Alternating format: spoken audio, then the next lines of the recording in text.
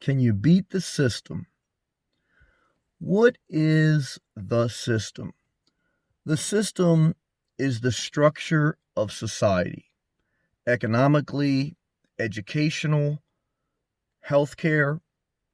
Every major aspect of society is structured in a way that falls under its operating system. And what you're trying to do in many instances is beat the system. Example, in America, the system is not designed for you to retire early. The system is designed for you to work till at least 62 years old, and even further. Like 62 years old is the first age as of today that you can collect Social Security. 65 to 67 years old is the first age that you can collect Medicare, healthcare. The system is designed so that you work most of your life, and in your last 10 or 20 years, you relax and live a more leisure life. How would you beat that system? My life at this point, through minimalism, through downsizing, is trying to beat the system. I'm trying to retire early and or just live life more on my terms. And that requires me not living the standard life. The standard life for someone once they get out of college or once they get out of schooling is to get a job and to get a standard house in society, whether renting an apartment or buying a house. The average rent in America as of today is $1,200 per month. The average mortgage, probably anywhere between $1,500 and $1,800 per month. A big part of someone's budget is dedicated to their house. When you buy a house, most people have a mortgage. Mortgages were created for the benefit of the banking system. The banking system and the economic system in America is very much based on debt. America itself operates off debt. It's been in a deficit for centuries. Well, not centuries, for decades. And, you could debate centuries, because what is money itself? What is currency itself? It's a system designed by the powers to be that says we put a value on this piece of paper or this gold coin or this digital currency. We put a value on it that if you acquire it, you can get certain resources in society. So society is set up that you work or you function, you get rewarded with currency, money, etc. And that's the system. It structures society. Every system structures society. So the only way to beat the system, it's not an algorithm. It's not a fancy investment. Now, there are exceptions. There are some people that are able to beat the system through a great business idea, or they just get lucky, they inherit money. There's exceptions to every rule. But on average, even if you're very smart, even if you create your own algorithm, you're up against a beast. You're trying to beat the casino. House always wins for the most part. There's maybe a couple exceptions. So for me, trying to beat the system is not be in debt. I just got out of debt for the first time in my adult life. I'm 40. Debt is the system of America, of most of the world, developed world. Debt basically keeps you working to pay off the banks, to give them interest, and you have leftover money to eat, to do some basic things, but not really to live a life on your terms. You're living on your mortgage terms, or you're living on your landlord terms. We all live a little bit on other people's terms.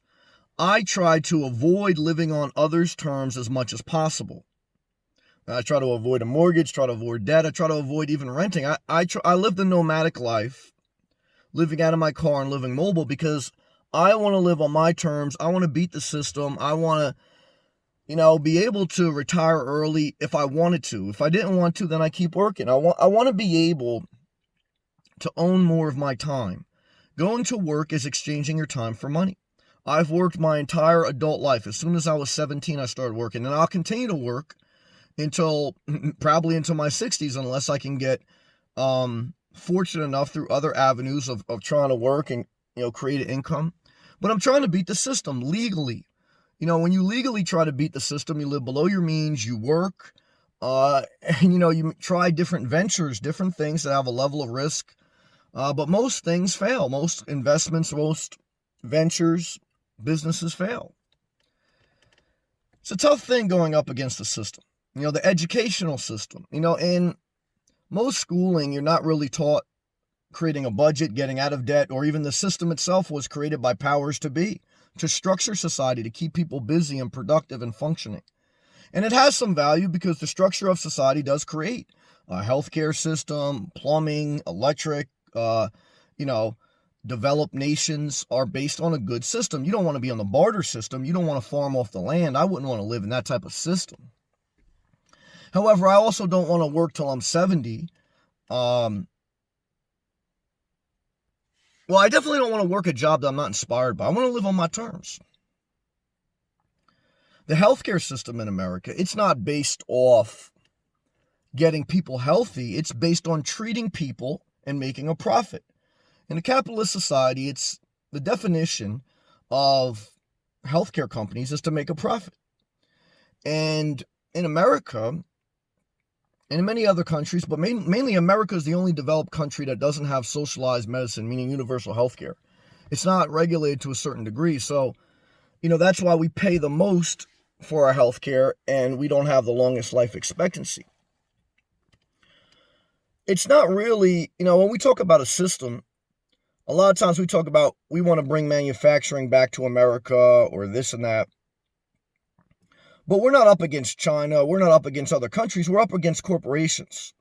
Corporations run the world, not the Chinese president, not the American president. Corporations run the world. Because if you really wanted to change trade, which is a system that countries export goods and import goods based on the amount it costs for them to make it and export it. So in America, it may cost more to manufacture. So a lot of companies have gone to China to manufacture at a cheaper price because they don't have work laws. They don't have minimum wage and et cetera like us. So they can make it cheaper and then they sell it for just as high as profit margin as they would if they were making it in America, or just as high as dollar value. And they make a higher profit margin because they are able to manufacture it cheaper. But that's not China's fault. America or any country should just say, look, the corporations are the ones responsible for trade. They're the ones that are allowed by law to go to different countries and make something. So, guys, when you think about disliking a country, it's not the country's fault, it's the corporations. Corporations run the world. Corporations are the system you're trying to beat. The New York Stock Exchange, the Federal Reserve, they're government controlled to a certain extent, but they're also big money systems, mainly the banking system. The banking system means that, and this is mainly global, not just America, the banking system is where you allowed a bank entity to lend out more money than it has. And when it lends out money through mortgages, car loans, it charges an interest rate. And so if you had $100 in your account personally, but you were able to loan out $10,000 to other people and charge an interest on that money, you basically, that's your system, and that's how you get over. And that's what the banking system does. They don't have the amount of money in their bank account that they loan out. They're allowed to leverage and create debt through the economic system that societies have created. Again, to be fair, it's better than the barter system. But to beat the system, I'm rambling a little bit, but you can get a lot of nuggets from what I'm sharing here. To beat the system, and to not go into debt, and to live below your means is very much a discipline more than a magical investment. Because even right now, as I just got out of debt, I mean, I've been looking at an RV or looking at a home base, and that was some of those options, not all. Some of those options will put me back in debt. The more glorious options, the maybe not as sexy options, I could probably maybe, not have to go in debt, but they're not as sexy and not as exciting. And so the trade-off of trying to beat the system is living a life that requires a level of discipline of not getting the thing that inspires you the most. Either you're going to wait until you can afford the thing that inspires you the most, or you're going to go in debt to get it now and pay it off throughout your life, and then you're going to have to work certain jobs and do certain things until you can get out of that system. One thing that I did to try to beat the system was I said, well, and again, I don't want to be too harsh on the system because I acknowledge that it's better than it was 300 years ago where people were living off the land. But one thing I tried to do was live below my means, sell my house, live in my car so I can get to an environment that at least I want to live, which to me was Florida. I'm not there currently for different reasons. But for me, that was beating the system because the system had me in a job, which I was thankful for, but it had me in this way that I would live in New Jersey until I was retirement age in my 60s. Then I would sell my house, where it's very hard to sell and downsize when you're elderly because it takes a lot of energy. Then I would move to Florida in my 60s or 70s.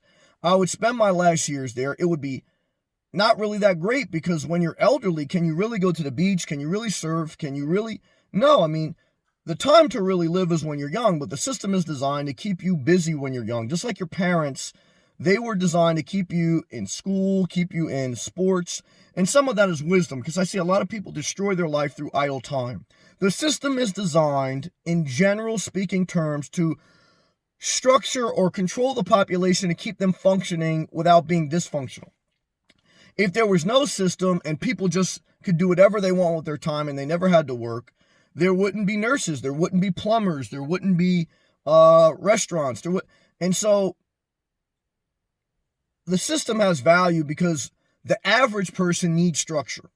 However, if you are not self-aware, conscious of the system, you will get seduced into it and you will work your entire life maybe in an environment you're not inspired with, in a house you're not inspired with, having too much debt right out of college or right out of your young age because that's when they really want you to take on debt, when you're young and you don't understand these things. And then you work your whole life, and then before you know it, you have a house, you have a kid, you have a dog, and it's very hard to get out of that system. What's the answer to beat the system? You have to be disciplined. You have to be odd. You have to work. There's no way around that. And then you have to reposition your life, and hopefully through your efforts, through your work, you get a little bit lucky, and you incrementally, progressively reform your life. I believe in society reforms. I speak on them, but above all else, you start with yourself. Reform your life. Don't get seduced into the system. I don't begrudge the system completely because it has some value. But be conscious that most people will not beat the system through a magical algorithm formula, a magical investment. They will beat the system through self-denial, discipline, consistency, and incremental gain, and once in a while, maybe you hit it big. That's my message in this video. If you appreciate it, I appreciate if you click that thumbs up. Subscribe to the channel if you're not. Check out my playlist and my Patreon. I'll see you guys in the next video. Peace and love.